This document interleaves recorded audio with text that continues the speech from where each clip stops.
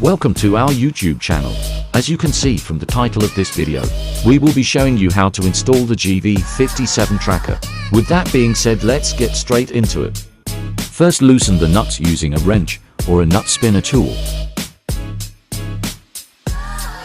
Then ensure that the black wire is connected to the negative of the battery, and make sure the connection is secure. There should be no debris or grip between the connection. Then do the same with the red wire, connecting it to the positive terminal of the battery. Once you have completed both these steps, you should see green and red lights appear on your device. If they do not, this means your device has no power. If you are able to, please test on another battery. If you are satisfied with the connection, but you are not seeing the lights, please contact our office for support. When the green light is flashing and the red light is solid, you are good to go.